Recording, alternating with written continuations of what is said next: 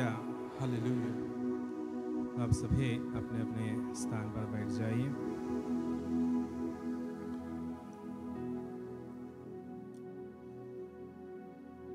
आदरणीय फादर लोग,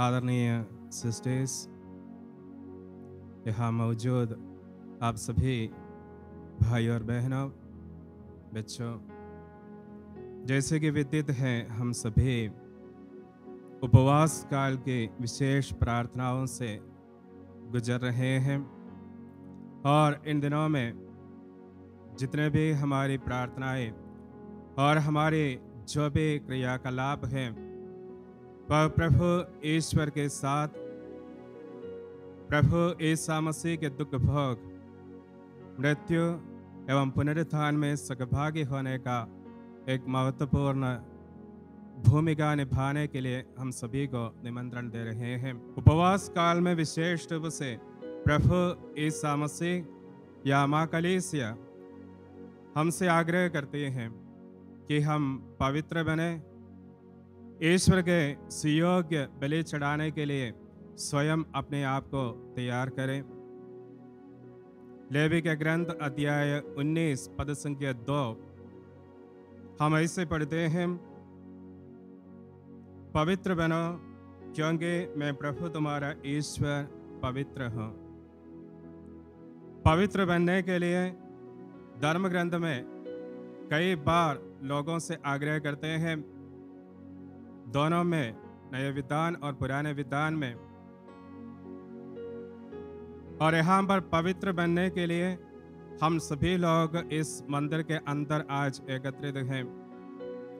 और पवित्र बनने का तात्पर्य क्या है और किस प्रकार हम पवित्र बन सकते हैं, उसके बारे में लेवी के ग्रंथ में और हम आगे पढ़ते हैं कि आपको पवित्र बनने के लिए क्या कुछ करना चाहिए। प्रत्येक व्यक्ति अपने माता पिता का आदर करेगा, एक दूसरे का सम्मान करेगा और एक दूसरे का आदर के साथ जब आप आगे बढ़ेंगे तो पवित्र बनने का सबसे पहला पड़ाव कर चुके हैं। और उसके बाद आगे बताते हैं, मेरा विश्राम दिवस मनाएगा। पवित्र बनने की दूसरी कसौटी है कि आप ईश्वर का पवित्र दिवस, विश्राम दिवस को मनाना है। और तीसरी बात जो है, मूर्ति पूजा नहीं करोगे। और इसके बाद यदि तुम प्रभु के लिए शांति बलि चढ़ाओगे तो तुम पवित्र बन जाओगे।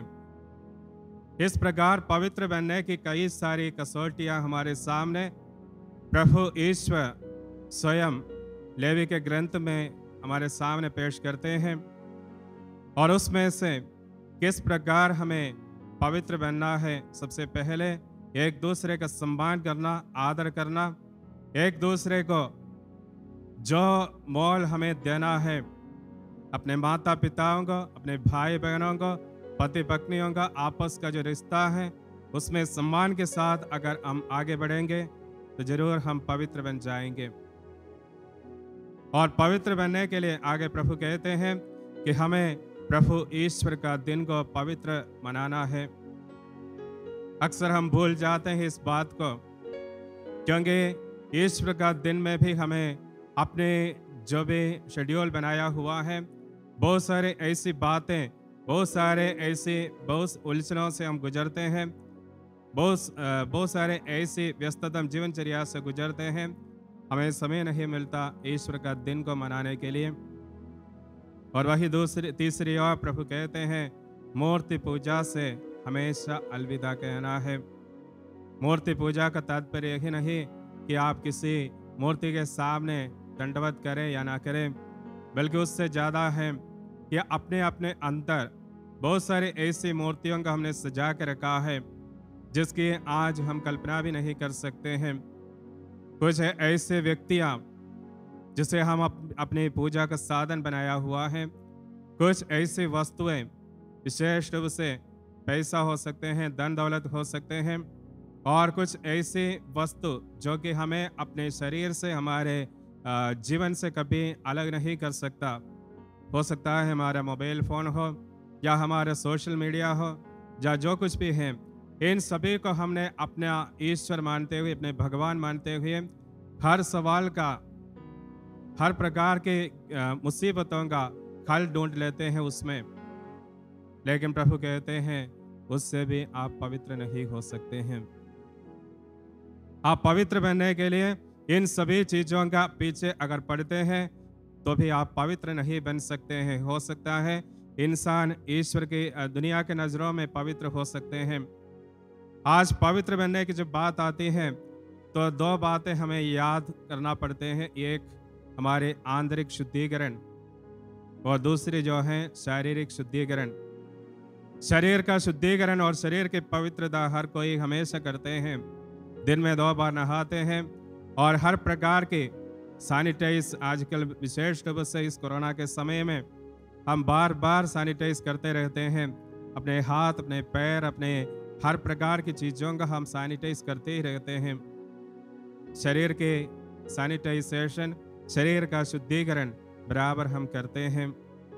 लेकिन अंतर आत्मा की जो शुद्धिकरण है, हमारा दृष्टि, हमारी देखने की शक्ति, हमारे सुनने की शक्ति और हमारा काम करने की जो तरीका है और हमारे जो 5 इंद्रिय हैं, ये हमारे ऐसे खिड़की और ऐसे दरवाजा है जहाँ से हमारे अंदर शुद्धता या अशुद्धता प्रवेश करते हैं।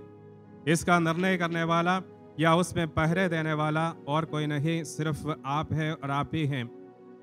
हमारे इंद्रियों के अंदर से कौन सी चीज़ों का प्रवेश करना है और उसको किस हद तक मुझे दूर रखना है, कौन सी चीज़ मेरे लिए उचित है, कौन सा मेरे लिए शुद्धिकरण की चीज़ है, कौन सा मेरे जीवन को अशुद्ध बना देती है, ये सब कुछ का निर्णय करने के व्यक्ति और कोई नहीं बल्कि स्वयं आप अकेले हैं।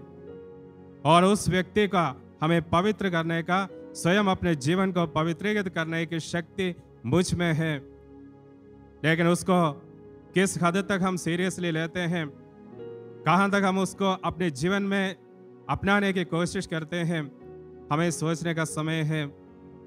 पवित्र करने का मतलब, स्वयं को शुद्ध करने का मतलब ये नहीं कि आपने अपने 2 बार या 3 बार नहा लिया और अपने हाथ को सैनिटाइज किया और अपने चेहरे पर मास्क लगा दिया, इसलिए हम शुद्ध हैं अपने शारीरिक तौर पर। लेकिन अंतर आत्मा की जो शुद्धिकरण है वह सिर्फ ऐसे ही प्रार्थनाओं के मध्यस्थता से या पाप स्वीकार की वजह से या अन्य किसी भी पुण्य कार्य करते हुए ही आप कर सकते हैं।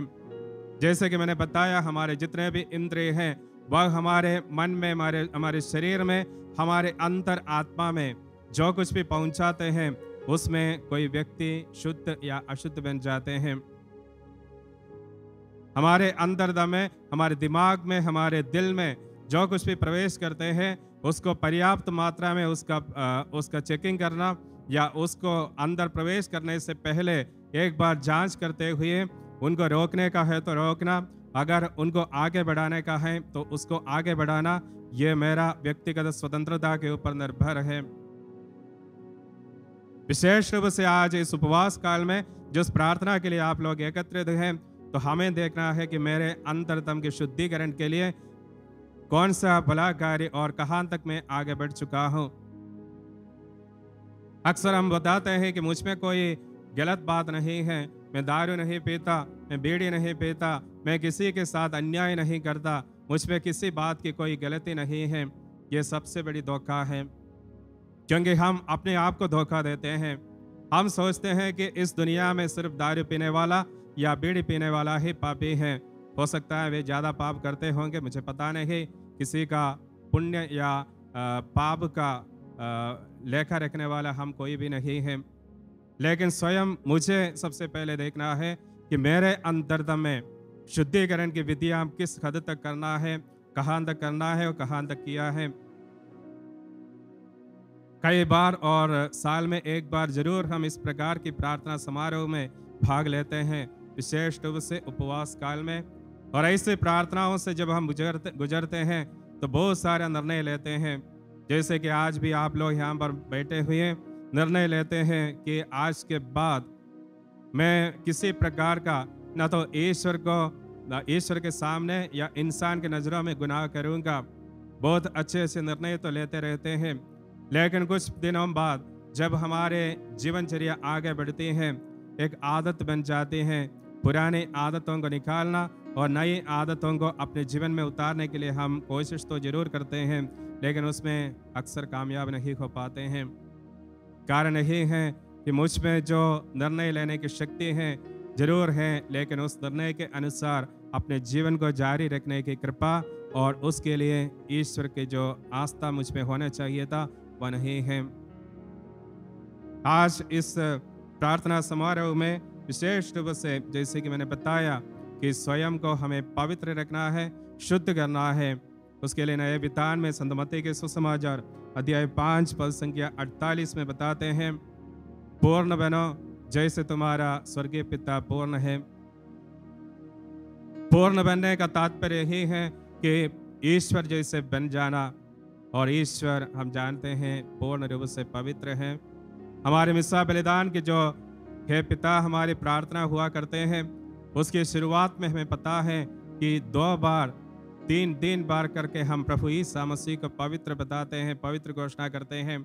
उसके बाद पूजा बलिदान के बीच में कई बार हम ईश्वर की स्तुति करते हुए बताते हैं कि आप पवित्र हैं और आपकी पवित्रता का एक अंश हमें भी प्रदान कीजिए। हम प्रार्थना करते रहते हैं और उसी पवित्रता को हमारे जीवन में उतारने का और उसी पवित्रता को अपने जीवन में जब अपनाएंगे तब हम भी पूर्ण बन जाएंगे। जैसे कि संत मत्ती के सुसमाचार में बताया है कि पूर्ण बनो जैसे तुम्हारा स्वर्गीय पिता पूर्ण है, और उस पूर्णता हासिल करने के लिए हमें भी पवित्र बनना है, क्योंकि ईश्वर पवित्र है। ईश्वर में किसी प्रकार का कोई कलंक नहीं है, ईश्वर में किसी प्रकार का कोई दोष नहीं है। वह हमेशा पवित्र है, पवित्र रहेंगे और पवित्र ही है। आज हमें इस पवित्रता की ओर अपने जीवन को आगे बढ़ाना है।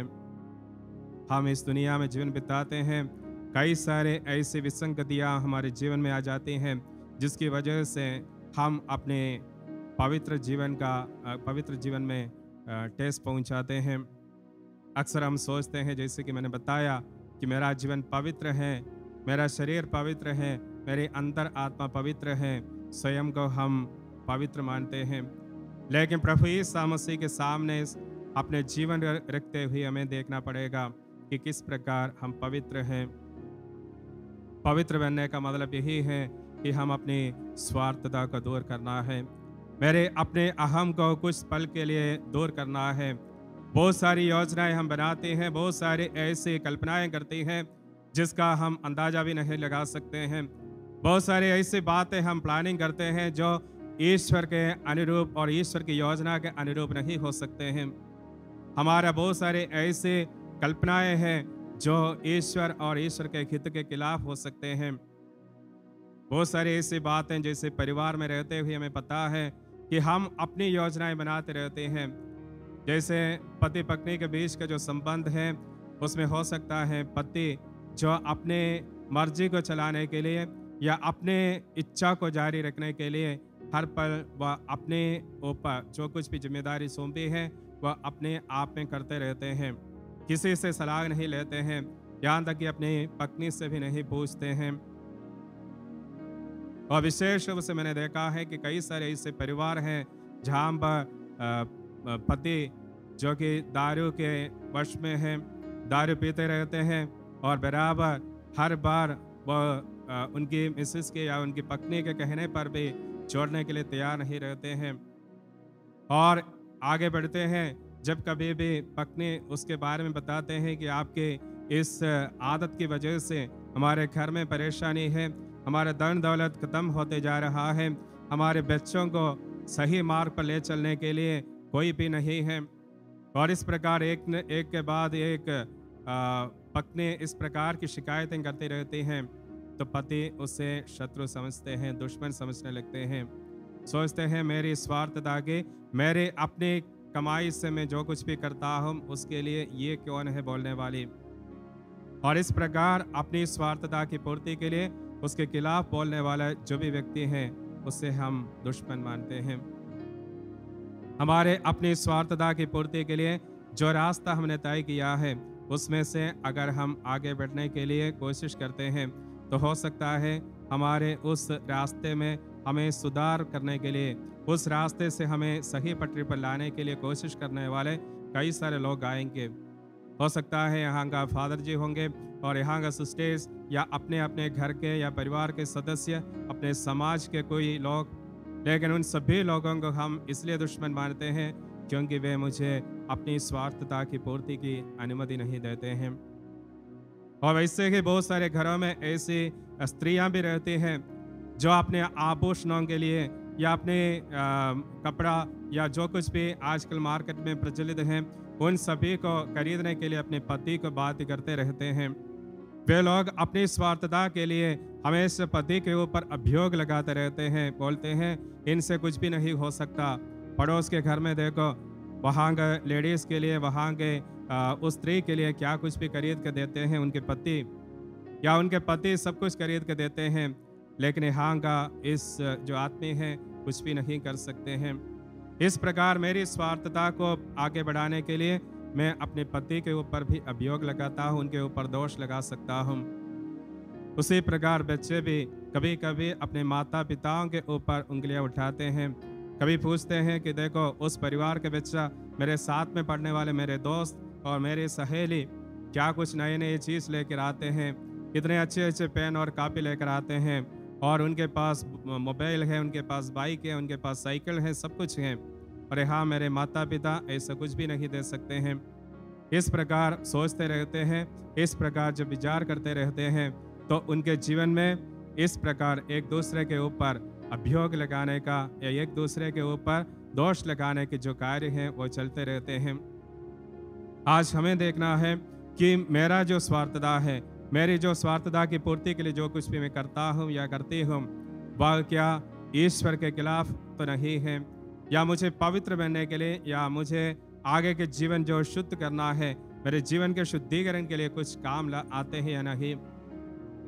अगर नहीं है तो आज ही मुझे छोड़ना है। जैसे कि मैंने बताया कि एक दूसरे को समझना है, उनकी ज़रूरतों को समझना है, उनके हर प्रकार की मुसीबत को समझना है, और एक दूसरे को जब आपस में समझने लगेंगे तब मेरा जीवन भी उनकी इच्छा और दुनिया भर के लोगों की इच्छा को अपने जीवन में उतारने की कोशिश होंगे, और वैसे हम पवित्र बनते रहेंगे। पवित्रता की कसौटी और कुछ भी नहीं, बल्कि मैं जब ईश्वर और ईश्वर के वचन के अनुसार जीवन बिताता हूँ तब मैं पवित्रता की ओर आगे बढ़ते हैं। और आज जैसे कि संत पौलुस कुरिन्थियों के नाम लिखे पत्र में बताते हैं कि आपको पूर्ण रूप से अपने आप को शुद्ध करना है। कुरिन्थियों के नाम लिखे पत्र अध्याय 7 पद संख्या 1 में, क्योंकि जो कुछ भी अपने शरीर और आत्मा को अशुद्ध करते हैं उन सभी से बच निकलना है। ऐसी चीज़ों से आपको बच कर रहना है, और ऐसी चीज़ों को हमेशा के लिए आपको अलविदा कहना है। आज हमें देखना है कि कौन सी चीज़ें मुझे अशुद्ध कर देती हैं, कौन कौन सी चीज़ें मुझे पवित्रता के खिलाफ और मेरे जीवन को पवित्रता के खिलाफ कार्य करते हैं। आज एक एक करके अगर हम गिनते जाएंगे तो बहुत सारे हैं, बहुत सारी ऐसी वासनाएं, बुरी वासनाएं जो कि मेरे शरीर में प्रवेश करते हुए, मेरे दिमाग में प्रवेश करते हुए मुझे अशुद्ध कर देते हैं। और प्रभु ईसा मसीह का, जैसे कि हमें पता है कि उनका जो उपवास हुआ था 40 दिन और 40 रात, उपवास के बाद जब बाहर निकल कर आया तो उनके 40 दिन प्रभु ईश्वर के साथ रहने के बाद, प्रभु ईश्वर के साथ 40 दिनों तक प्रार्थना में लगे रहने के बाद जब उसे बाहर निकलना पड़ा या बाहर आ गया तो प्रभु ईसा मसीह के साथ परीक्षक पहुंचते हैं। उनसे 3 प्रकार के सवाल करते हैं कि सबसे पहली बात जो है रोटियों का चमत्कार, पत्थरों से रोटियां बनने का, और दूसरी ओर हमें पता है कि शैतान का सम्मान करना, उनकी आदर करना, और तीसरी बात अपनी प्रशंसा खुद करने के लिए मंदिर के ऊपर से कूदने के लिए। और इस प्रकार की परीक्षाएं प्रभु यीशु मसीह के सामने तब प्रकट हुआ जब उन्होंने 40 दिन उपवास किया था, प्रार्थना में लगे थे, परमपिता परमेश्वर के साथ बिताया था निर्जन प्रदेश में, और इसलिए उनके साथ इस प्रकार की परीक्षाएं हुई हैं। इसलिए मैं ये कहता हूं, जैसे कि मैंने शुरू में बताया कि 40 दिन और 40 रात अब उपवास करेंगे, प्रार्थना करेंगे, प्रभु के साथ बिताएंगे। लेकिन उस उपवास से जब बाहर निकलेंगे तब आपके साथ परीक्षक जरूर आएंगे। शैतान अलग अलग फॉर्म में और अलग अलग वेश में, अलग अलग रूप में आपके सामने प्रस्तुत हो जाएंगे। उसका सामना करना और किस प्रकार ऐसी शक्तियों का सामना करना है, उसके लिए स्वयं प्रभु यीशु मसीह ने हमारे सामने नमूना पेश किया है। रोटियों की बात जब आती है तो प्रभु यीशु मसीह ने बताया, मनुष्य रोटी से ही नहीं बल्कि ईश्वर से वचन से ही पी जीते हैं। क्या हमें से कितने लोग इतना हिम्मत के साथ बता सकते हैं, अगर आप ईश्वर के वचन के साथ जीवन बिताने के लिए तैयार हुआ तो इन सब चीजों का प्रभु यों ही प्रदान करेंगे। जैसे कि प्रभु यीशु मसीह ने बताया कि चिंता करने से कौन अपनी आयु घड़ी पर भी बढ़ा सकते हैं। भोजन के लिए चिंता करने की जरूरत नहीं, वस्त्र के लिए चिंता करने की जरूरत नहीं, इन सभी चीजें जो है जीवन से बढ़कर नहीं। आप सभी को इन सभी चीजें अगर प्रभु पर, विधाता पर अगर भरोसा करेंगे तो ये सब चीजें आपको यूं ही मिल जाएंगे। डरो मत, आपको हिम्मत नहीं हारना है, चिंता नहीं करना है, क्योंकि ये सब देने वाले प्रभु ईश्वर हैं और उसी ईश्वर पर आपका विश्वास है, हमारा विश्वास है। कभी हमारा साथ नहीं छोड़ेंगे, हो सकता है हमारे साथ छोड़ेंगे, लेकिन वो उसी समय जब हम पाप के दास और गुलाम हो जाएंगे, उस समय हो सकता है ईश्वर हमारे साथ छोड़ेंगे, लेकिन उस समय भी याद रखना, ईश्वर हमको नहीं छोड़ा है, ईश्वर को हमने छोड़ा है। बुढ़ाऊ पुत्र की कहानी में हमने देखा है कि उस पिता के पास आते हैं पुत्र, और पुत्र उनसे पूछते हैं, पिता विरासत में मेरा भाग मुझे दे दीजिए। तो उस पुत्र पिता के ऊपर जीत हासिल किया है। उस पुत्र ने पिता के ऊपर जीत हासिल किया, क्योंकि उनको अपनी जो विरासत है वह पिता ने दे दिया है। और वह इस बात पर घमंड करते हैं, क्योंकि मैं पिताजी के ऊपर जीत हासिल कर चुका हूँ। हर एक जीत जो हम हासिल करते हैं, इस प्रकार की जो जीत रहती है, वह किसी दूसरे को हराने की जीत है, हमारे अपनों को हराने की बात है। जब उस पुत्र ने बताया कि मैंने अपने पिता से जीत हासिल की है और मुझे अपने विरासत प्राप्त हो चुका है, उसका तात्पर्य यही है कि उन्होंने स्वयं अपने पिता के ऊपर जीत हासिल की है और पिता को हराया है। लेकिन उसने जब आगे बढ़ा, उस पिता के प्रेम से दूर होता चला गया, और जब आखिरी में वह सुअर के झुंड में जा पहुंचा, तब जाकर उन्हें अपने पिता को और पिता को जिस प्रकार उसने हराया उस बात का एहसास होते हैं, और धीरे धीरे वह अपने पिता की ओर लौटना चाहते हैं। लेकिन वहां पर एक पिता है जो हार मानने के लिए तैयार नहीं है। अपने पुत्र ने जरूर उनके ऊपर जीत हासिल किया होगा, लेकिन उस परम पिता परमेश्वर का जो प्रेम है, उस प्रेम के ऊपर कोई भी जीत नहीं हासिल कर सकता। जब वो लौटते हैं तभी उस पिता उनके राग देखते रहते हैं।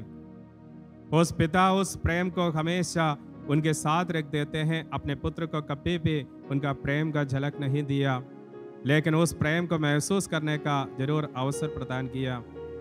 और इसलिए प्रभु यीशु मसीह जो कि हमें प्रेम करते हैं, परमपिता परमेश्वर हम सभी का प्रेम करने वाले एक महत्वपूर्ण पिता हैं। उस पिता हम सभी के लिए ऊपर से नीचे आए हैं।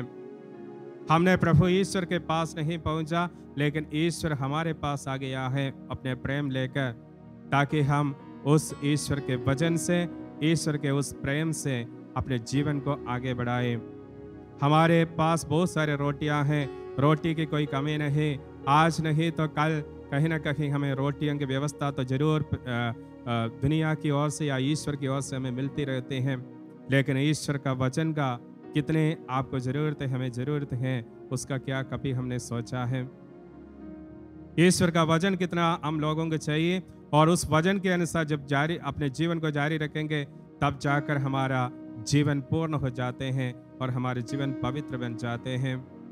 वहीं दूसरी ओर हमने देखा प्रभु यीशु मसीह की जो परीक्षा है, सम्मान पाने के लिए शैतान उनके सामने आते हैं और पूछते हैं कि अगर आप हमारा सम्मान करेंगे तो हम आपको इस दुनिया के सारा वैभव दे सकते हैं, दुनिया की सारी चीज़ें दे सकते हैं। लेकिन ईश्वर ने, प्रभु यीशु मसीह ने क्या जवाब दिया हमें पता है।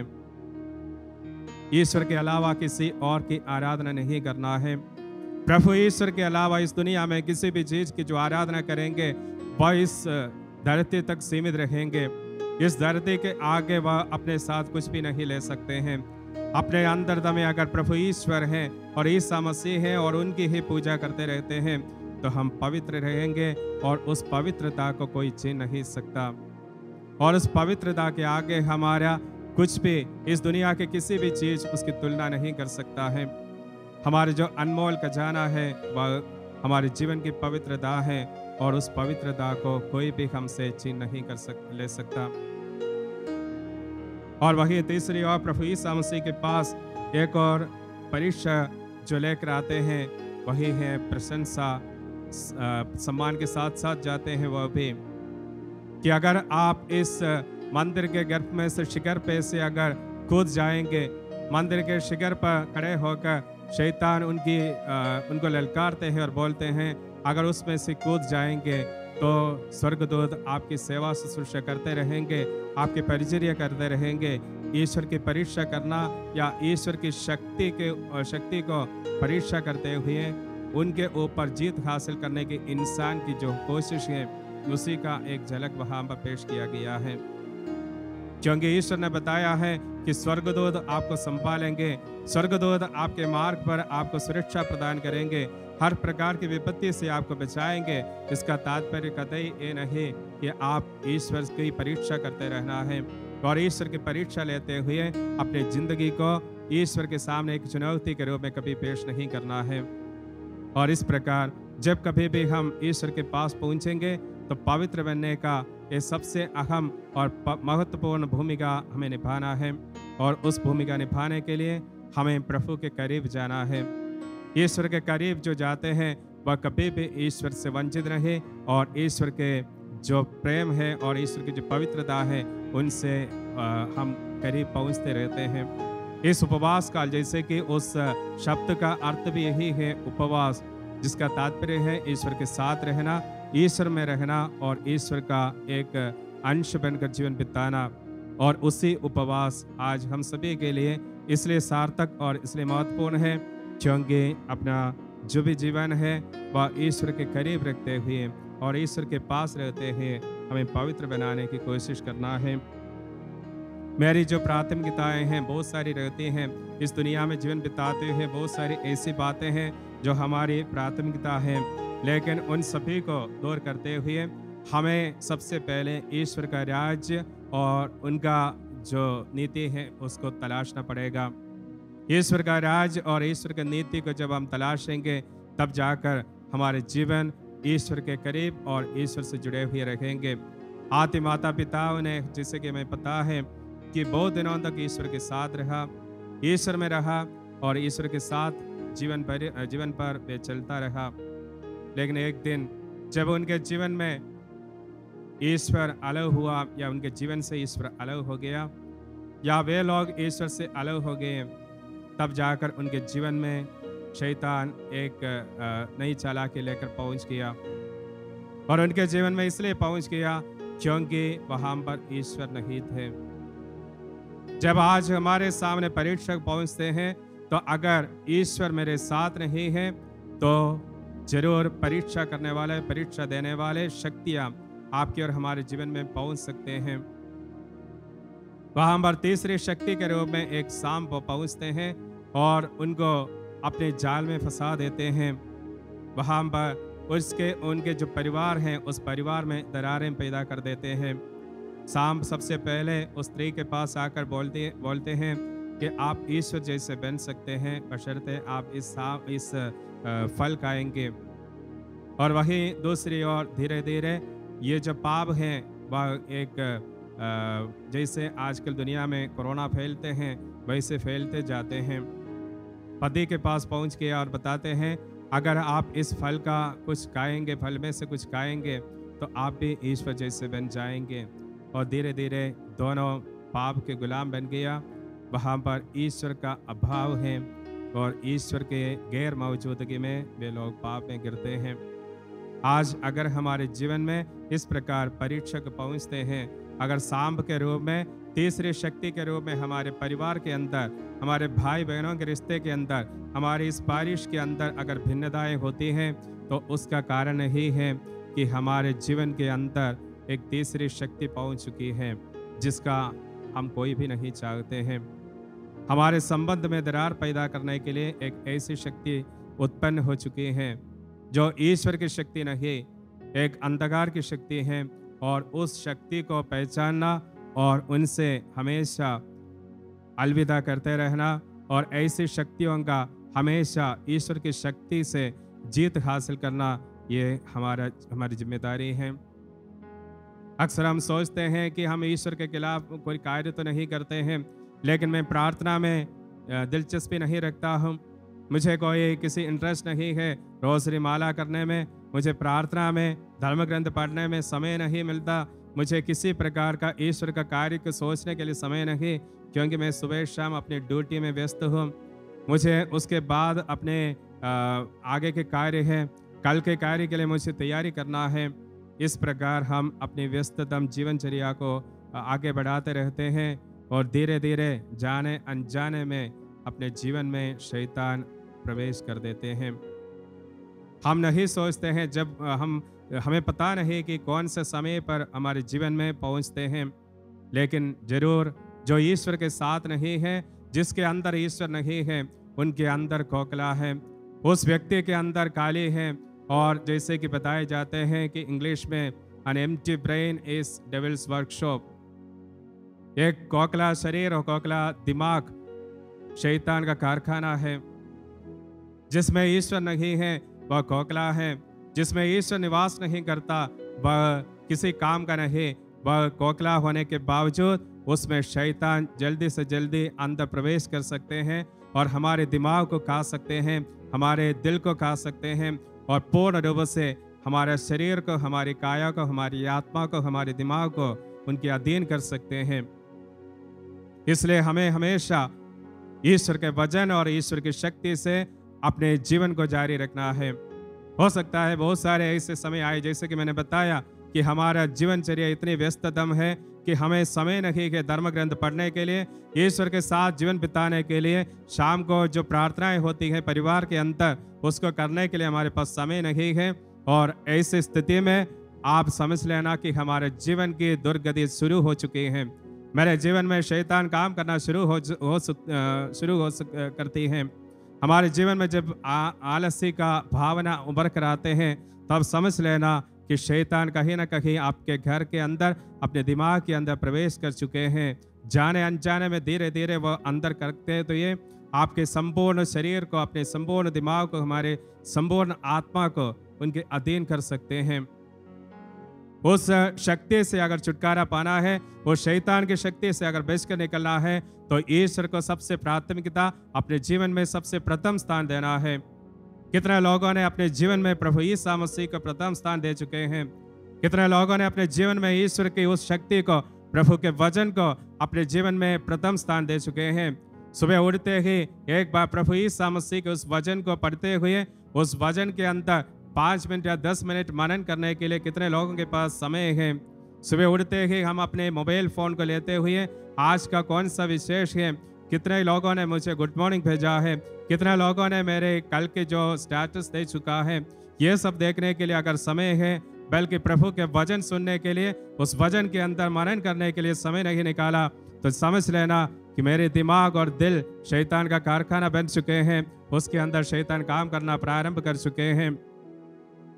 एक बार अगर ईश्वर के लिए और ईश्वर की स्तुति करने के लिए अपने पास समय नहीं है, अगर ईश्वर की स्तुति करना मैं शर्मिंदा समझता हूँ सबके सामने, तो समझ लेना कि ईश्वर का आत्मा नहीं, मेरे अंदर शैतान घर बस कर चुके हैं। ईश्वर की आत्मा और ईश्वर की शक्ति से नहीं संचालित है। मेरे अंदर जो शक्ति है वह शैतान की शक्ति है, और उस शक्ति के बल पर अगर आगे बढ़ेंगे तो धीरे धीरे बाहर तो आप ईश्वर के संतान जैसे दिखाई देंगे, लेकिन अंदर से दीमक खा चुका हुआ एक ऐसे खोखला एक इंसान ही रह जाएंगे। अंदर से कोई वजन नहीं, अंदर से कोई ईश्वर की शक्ति नहीं, ईश्वर की आत्मा नहीं, बल्कि सिर्फ एक ही व्यक्ति है जो बाहर से दिखाई देते हैं सुंदर, लेकिन अंदर से पूरा का पूरा दिमाग खा चुके हैं। अंदर से अंदर किसी प्रकार का कोई काम का नहीं रह गया है।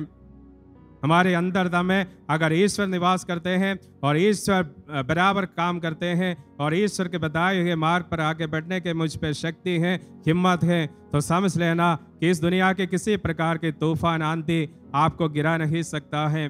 किसी भी विपरीत परिस्थिति में आप गिर नहीं सकते हैं। किसी भी ऐसी परिस्थितियों से आप उभर कर सामने आ सकते हैं जो आपको तोड़ नहीं सकते हैं। प्रभु ईसा मसीह ने बताया कि मैं इस दुनिया में शांति स्थापित करने के लिए आया हूँ, और प्रभु ईसा मसीह जो कि करुणा और दया के मूर्ति के रूप में आए हैं, आज भी हमें समय है। अतीत में मैंने जितना भी व्यस्ततम जीवनचर्या में जीवन बिताया, जितने भी शैतान के कब्जे में अपने जीवन को धकेल दिया, जितने भी शैतान की शक्ति करते आ रहा था, लेकिन आज वक्त है, इस समय करुणा और दयावान प्रभु ईसा मसीह आप सबको वापस निमंत्रण दे रहे हैं प्रभु के पास लौटने के लिए। उस बुलावा को स्वीकार करने के लिए कितना सक्षम है हम सभी। जैसे कि प्रभु ईसा मसीह ने बताया, या प्रभु ईसा मसीह के बारे में नबी ने बताया कि दुआती हुई बत्ती नहीं बुझाएंगे, कुचला हुआ सरकंडा को नहीं तोड़ेंगे। प्रभु ईसा मसीह आज हो सकता है मैं दुआती हुई बत्ती जैसे हो गया हूँ, मेरे अंदर दम में उजाला नहीं है, मेरे अंदर दम में रोशनी को जारी रखने के लिए तेल नहीं है पर्याप्त मात्रा में, लेकिन प्रभु ईसा मसीह जो आए हैं वह दुआती हुई बत्ती को बुझाने के लिए नहीं बल्कि अपनी आत्मा को फिर से तेल प्रदान करते हुए उनको फिर जारी रखने के लिए है, वापस फिर जलाए रखने के लिए प्रभु आए हैं। अगर मेरा जीवन कमजोर हो चुका है, अगर मेरा जीवन एक ऐसे टूटी हुई सरकंडा जैसे बन चुके हैं, लेकिन उसको फिर से शक्ति प्रदान करने की, उसमें फिर से हिम्मत भरने की शक्ति प्रभु ईसा मसीह में है। और उस ईसा मसीह में अगर आप भरोसा रखेंगे, अगर उस ईसा मसीह में अगर आप बराबर विश्वास करते हुए आगे बढ़ेंगे, तो कोई से भी शक्ति अपने को जितने भी प्रताड़ित करने वाले शक्ति आ जाए, जितने भी आपको इस संसार में प्रताड़ित करने वाले शक्तियां उभर कर सामने आए, लेकिन कोई भी आपको हरा नहीं सकता। यही एक विश्वास है, यही एक पूर्ण आस्था है जो प्रभु ईसा मसीह का बपतिस्मा ग्रहण करते हुए ईसाई बन चुके आप सभी को और हम सभी को होना चाहिए। अक्सर हम सोचते हैं कि चलता है, चलते रहेगा, कल तक मैंने जो जीवन बिताया, कल तक मुझे कोई किसी प्रकार की समस्या नहीं हुई और आगे भी ऐसे ही होते रहेंगे, चलते रहेंगे और चलेगा। ये वाला जो मामला है, ये जो मनोभाव है, ये हमें धीरे धीरे पीछे हटाना पड़ेगा, क्योंकि हमेशा के लिए इस प्रकार की एक दोनों ओर खिंचा हुआ एक जीवन कभी भी नहीं हो सकते हैं। जैसे कि प्रभु ईसा मसीह ने बताया कि आप दोनों स्वामियों की सेवा नहीं कर सकता, या तो एक से बैर दूसरे से प्रेम, और या एक से बैर और दूसरे से प्रेम। इस प्रकार धन और ईश्वर दोनों की सेवा एक जैसे नहीं कर सकते हैं। वैसे कि आज आप लोग और हम लोग एक जैसा दोनों की सेवा नहीं कर सकते हैं। दुनिया और ईश्वर दोनों की सेवा अगर एक जैसे करने की कोशिश करेंगे तो हम कहीं ना कहीं गिर जाएंगे, आज नहीं तो कल। लेकिन जब हम गिरते रहेंगे तो उसमें हाथ पसारने वाले हमें आगे बढ़ाने के लिए किसी भी इस दुनिया की शक्ति हमारे साथ नहीं देंगे, किसी प्रकार की कोई शक्ति हमें हिम्मत नहीं दे सकते हैं। आइए आज इस प्रार्थना के समय मुझे देखना है और आपको देखना है कि मेरे अंदर किसकी शक्ति काम कर रहे हैं, मेरे अंदर कौन सी शक्ति और कौन से शक्ति के बलबूते पर आज मैं यहाँ पर बैठी हूँ या बैठा हूँ। सोचने का समय है, काम करने का समय है कि ईश्वर के वचन के अनुसार अपने जीवन को जारी रखने का समय है। बहुत बार हमने सोचा है, बहुत बार हमने निर्णय लिया है कि मैं प्रभु के पथ पर चलता रहता हूँ, प्रभु ने मेरे साथ दिया है और आगे भी साथ रहेंगे। लेकिन प्रभु की करुणा और दया को अगर आपने एक बार महसूस किया तो उस करुणा को और उस दया के अनुसार मेरे जीवन में परिवर्तन लाने की जिम्मेदारी मेरी है। प्रभु ईसा मसीह ने बार बार जब कभी भी पाप क्षमा किया है, तब उन्होंने बताया बेटा या बेटी फिर से पाप नहीं करना है। ये एक शर्त है प्रभु यीशु मसीह हमारे पापों को क्षमा करने के लिए। फिर से पाप नहीं करना है, फिर से जो पाप के रास्ता है उसमें नहीं जाना है। एक जन्मांत को दृष्टिदान करते हुए प्रभु यीशु मसीह बताते हैं कि बेटा फिर से तुम्हारे उस गांव में नहीं प्रवेश करना है। फिर से उस गांव में प्रवेश करने का मतलब यही है कि जिस परिस्थिति से आप अंधा बन चुका था, जिस परिस्थिति ने आपको अंधा बनाया था, जिस परिस्थिति की वजह से आप आज तक देख नहीं पाए हैं, उस परिस्थिति से अलग हटना है। उस वातावरण को आपको बदलना होगा। इस उपवास काल के बाद आप 40 दिन या 50 दिन तक उपवास करने के समय बहुत सारे निर्णय लिया है कि 50 दिनों तक मैं ये बात नहीं करूँगा, ये गलत काम नहीं करूँगा। बीड़ी पीने वाला बताते हैं कि मैं 50 दिनों तक बीड़ी नहीं पीऊँगा, या बहुत सारे ऐसी बातों से परहेज करने के लिए हमने निर्णय लिया है। लेकिन उसके बाद ये 50 दिनों के बाद कितने शक्ति के साथ फिर से उस आदत को हम अपनाते हैं, सोचने का समय है। लेकिन प्रभु यीशु मसीह ने बताया कि आपको फिर से उस गांव में प्रवेश नहीं करना है। ऐसे वातावरण, ऐसे दोस्त, ऐसे संगति और ऐसे वातावरण में या ऐसे क्षेत्र में आपको कभी नहीं जाना है जिसने आपको पाप के हालत में धकेल दिया था, जिन्होंने आपको पाप के बंधन में हमेशा के लिए बांध रखना चाहते थे। उसमें से प्रभु ने एक बार आपको छोड़ दिया है, उसमें से एक बार प्रभु ने आपको मुक्ति दिलाया है। उसमें से अगर मुक्ति मिली है, फिर से उस गांव में कभी प्रवेश नहीं करना, उसमें पाँव नहीं रखना है। पाँव रखने का मतलब यही है कि फिर से आप वही स्थिति में, वही से हालत में और ऐसे आदत में वापस पहुंच चुका है जिसमें से आप उभर कर सामने आए थे। आज हमें भी इस प्रकार का एक निर्णय लेना है कि पवित्र बनना है, प्रभु यीशु मसीह के साथ, ईश्वर के साथ पवित्र बनना है, क्योंकि ईश्वर पवित्र है। लेकिन उस पवित्रता सिर्फ 50 दिनों के लिए नहीं, सिर्फ 40 दिनों के लिए नहीं, बल्कि जीवन पर्यंत उसको अटूट कायम रखना है। कभी भी किसी भी शक्ति, किसी भी अंधकार की शक्ति को मेरे जीवन में, मेरे परिवार में, मेरे समाज में आने से मुझे रोकना है। ऐसी शक्तियों से हमेशा के लिए मुझे अलविदा कहना है जो मुझे आज के बाद पाप के रास्ते में ले जा सकते हैं। मेरे अपने जितने भी वासनाएं हैं उसमें से मुझे बचा नहीं सकता। ऐसी शक्तियों से मुझे हमेशा के लिए अलविदा कहना है। अगर नहीं है तो गिर जाएंगे मेरी जिंदगी, मेरी आत्मा और मेरा संपूर्ण जीवन ईश्वर के नहीं बल्कि शैतान का गुलाम बन जाएंगे। किसका गुलाम बनना है और किसका बंदा बनना है? अगर ईश्वर के साथ, ईश्वर के जो है पुत्र और पुत्रियों का दर्जा हासिल करना है तो हमें शैतान की गुलामी से हमेशा के लिए बच निकलना है। उनकी जो शक्ति है, उनकी जो बंधन है वह हमें दिखाई नहीं देता जरूर, लेकिन हमारी आदतों से, हमारी बुरी नीयतों से, बुरी आदतों से वह उभर कर सामने आते हैं। बचना चाहते हैं लेकिन धीरे धीरे उस गुलामी से हम पीछे खींचे जाते हैं। उस गुलामी में हम पड़े रहते हैं। हम सोचते हैं कि बहुत सारे ऐसी बातें, बहुत सारे ऐसे गुणों, अपने पुण्यों को अपने जीवन में उतारने की कोशिश तो करते हैं लेकिन सफल नहीं हो पाते हैं। आइए, हमारे साथ एक ही हथियार है शैतान की शक्ति पर विजय हासिल करने के लिए, वह है ईश्वर का वचन। और ईश्वर के उस वचन और प्रार्थना, इसके सिवा किसी भी शक्ति से आप शैतान की इन शक्तियों के ऊपर विजय हासिल नहीं कर सकते हैं। और कहाँ तक उस प्रभु के वचन पर मेरा विश्वास है, उस वचन पर मेरा आस्था है और उस वचन को मैं कहाँ तक अपने जीवन में, अपने प्रतिदिन के जो रवैया है, जो रीति रिवाज है, जो कुछ भी कार्य करते आ रहे हैं, उसमें मैं कितना प्रभु के वचन के अनुसार उस वचन रूपी चट्टान के ऊपर मेरे कार्यक्रमों को मैं नींव डाल रखी हूँ। अगर ऐसे वचन रूपी चट्टान के ऊपर मेरी नींव डाल रखी है तो किसी भी आंधी तूफान मेरे घर को टुकरा नहीं सकता, कभी भी उस घर गिर नहीं सकता है। लेकिन अगर उसमें बालू रेती के ऊपर बनाया है, अगर चंचल बातों के ऊपर हमने बनाया है, संसार के चमक दमक के ऊपर अगर मैंने अपने घर का निर्माण किया है, तो हो सकता है एक दिन जरूर गिरेंगे और उसका पतन जो है बहुत ही बड़ा होगा और उस पतन के मुकाबला करने के लिए मुझ में शक्ति नहीं रहेगी।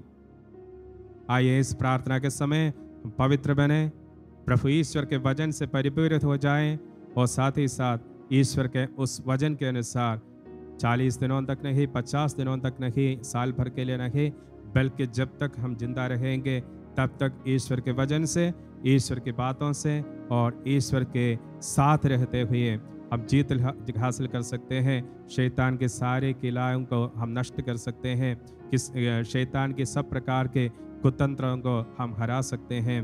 बस हमारे विश्वास को अटूट पकड़ना है। विश्वास को हमेशा के लिए एक अत्यंत महत्वपूर्ण धन दौलत के अनुसार एक संपत्ति के रूप में उसको अपने जीवन में संभाल कर रखना है। प्रभु ईसा मसीह आप सबको आशीष प्रदान करें और आप सभी को पवित्र जीवन बिताने के लिए और ईश्वर की कृपा से, ईश्वर से अनुग्रह से आगे बढ़ने की हिम्मत और शक्ति परमपिता परमेश्वर आपको देते रहे। यही मेरी प्रार्थना है। आप सबको फिर से जय यीशु।